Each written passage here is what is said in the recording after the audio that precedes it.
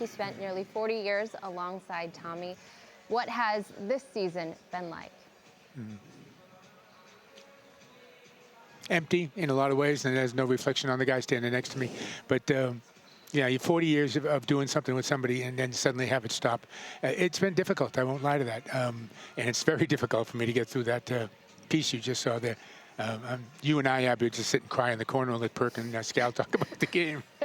Well, the biggest thing for me is just how much I miss him when we go to what right now are the media dining. It was always the same thing for me. I do a couple responsibilities, interview the coach, turn the corner, see Tommy Heinsohn eating at media dining, and I'd sit down. And at first it was, how much information can I get from the guy? And then about a month in there, I was like, how can I poke the bear today to get him all riled up? And the thing is, when I did get him all riled up, there would be a crowd of 10 people behind me listening to Tommy talk about the 60s and 70s and some of the players and how different, the travel was. And when he hears that the players don't want to play 4 games in 5 nights, he has a story where they played 10 games in 11 nights at all kinds of different locations, taking planes, trains, and automobiles to get to games. So it's just that's the biggest thing I miss about this season. Mike, I think the best thing we ever did was the Tommy Cam, putting that in front of you two for those final seasons. What memories are you taking away? Well, I mean, there's so many. There's the elbow that was planted in my side when every shot went up. Again, it's still really difficult for me to talk about. I can't think of. I don't want to bail out on you here, Ab, but it is really difficult to talk about. I fully expect to see him walking in the building at some point, and this has just been a bad dream. So we'll just go on. We'll keep on keeping on, as Dylan says. Yes, we will. And Scal, I feel like you've grown in this role, especially taking it over full time now. What are some of the traits of Tommy that you are trying to remember? Not necessarily remember, but just like, watching some of these old clips, like laying into the officials when they make a terrible call. I try to keep it more down the middle than Tommy did. But when, when it's going a certain way, I like to try to do something like that. But I remember when Paul Lucy, our producer, decided to put me in the booth with Mike and Tommy. And I don't know, like the mind is a very crazy thing, because when I sat down in between them, I felt like Tommy Heinsohn was 2 feet taller than me and Mike Gorman was 1 foot taller than me. It was just one of these things where I didn't feel like I belonged when I sat there looking at both of them. I didn't know what to say. I was a kid, like 10 years old at the time, all over again. And at that point, and I think I talked to Mike about this afterwards, it was like, there was no way I was ever going to fill his shoes. That's not what I was trying to do when I got here. It was about, like being me, and Tommy is like otherworldly, almost like a mythical Greek god, and that I was never going to, try to live up to. Absolutely. Yeah, he has done a wonderful job. I mean, he's done a terrific job, and a job that was really thankless coming into, because nobody was going to replace Tommy, and Scal was willing to take a chance and has done a great job sitting in for him. And that part about me being a foot taller than Scal, if you witnessed the crate that I'm standing on here right now, this is not even close to true. I am very familiar with that apple box, Mike. Wyc, today, the inaugural Tommy Heinsohn Day. Why was it important for you all to do this? Well, Tommy meant so much. He meant everything to everybody around here. And I don't think fans know. He was on the team plane. He was at the team breakfast, the team dinners. He was imparting his knowledge constantly to the guys, and they welcomed it because they knew, because we told them, he's not a TV guy. He has 10 rings, and he's a great TV guy. 10 rings. Wyc, your boy Big Perk, how you doing, man? Every time I see you, it look like you're getting younger, you're in shape. I see the physique showing out. But look, I wanted to ask you this. We all have our Tommy Heinsohn moments, right? We all have our stories and everything. I want to know, what was your favorite Tommy Heinsohn moment or story that you would like to share with us? Well, it was the many times back in our old office when Red was in there, and you would smell the cigar smoke, and you would go and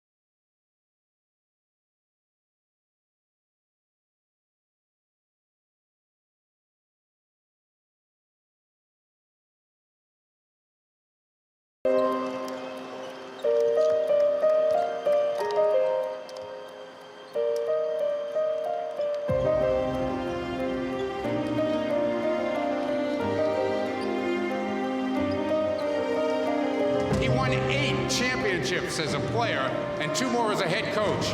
He was the NBA's Rookie of the Year, a 6-time All-Star, and the Coach of the Year in 1973. Say hello to Hall of Famer number 15, Tommy Heinsohn. You know, I'm getting so tired of these double technical fouls. That is bogus! This is absolutely ridiculous. And I love Tommy and Mommy. That's good. I love Walter! Great hustle play by Kenny. Give him a Tommy point. Tommy point. Ricky Davis. A Tommy point for Gary Payton. Hustle play. A Tommy point for Marcus. I love this team. Wow.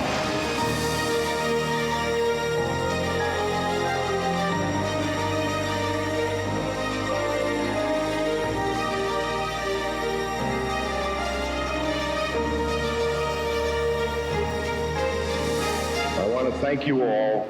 You made my life fun, interesting, challenging, and I wouldn't have missed it for the world.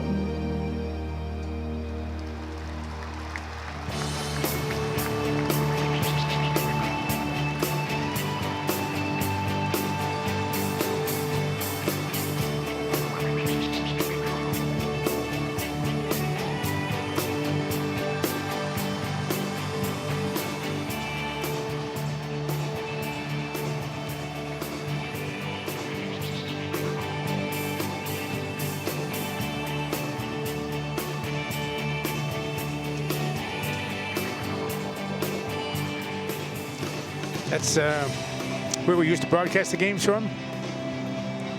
Hope they keep that there.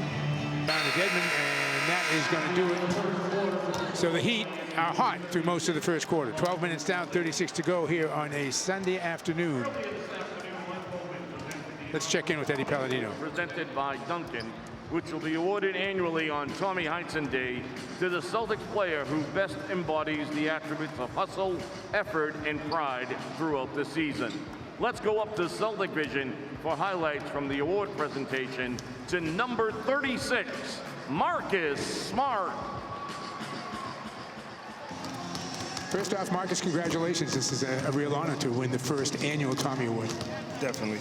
You know, Tommy has meant a lot, you know, to this city, to this organization, and excuse me, to with all my years being here, listening to the Tommy Award goes to, the Tommy Award goes to, and to actually have, you know, this Tommy Award and this plaque, you know, it means a lot. I would think, you know, because the criteria for winning the Tommy Award kind of is the criteria to how you play the game of basketball. So you must feel good to see this being honored. Definitely, you know, my style of play doesn't really get honored or, you know, really visualized in the NBA as much as others. So, you know, to be able to have an award like this and really show that, you know, the way I play and the dedication I put in is appreciated. I used to see you sometimes before or after you got your shots up, but you'd sit down with Tommy over there on the sidelines maybe an hour before the game. Can you share with us what some of those conversations were like? Oh, definitely. You know, Tommy's a great guy. He would pull me over and Marcus, you know, just let me talk to you. You know, we just sit and talk, you know, about, you know, how the game is going, you know, how am I doing, how he's doing, you know, and just making sure to go out there and always have fun. And, you know, don't really worry about my shot. Don't think about it. Just shoot the ball. So, you know, definitely, you know, having somebody of, you know, Tommy's, you know, credentials, you know, be able to talk to you and, you know, take the time out of his day to sit there and, you know, try to help you is something that, you know, I think is we should see often from a lot of guys that has paved the way for us and allowed us to be in the position we're in. So to hear those guys be able to take the time out and do that just means a lot. 8 world championships for Tommy as a player and then 2 more as a coach. Those numbers must seem just ridiculous to you. Out of control. Yeah, totally out of control. Marcus, it's a pleasure. I know Tommy would have come down and haunted us all if you didn't get the first award that he's had since passing. So, again, congratulations on this. Thank you, guys. Appreciate you. Congratulations, Marcus. Well, he deserves it. No question about it. No question about it. Yeah. Marcus obviously has the moments that go over the line, but Tommy liked that. Yeah, for sure. And you know he's going to compete, and especially some of those games where, you know, your team is not playing well. He'll get a tech. He'll go over the line. You know, he'll nudge a guy, and that's what it's all about. You never argue Marcus's intent, which is always winning. He wants to win.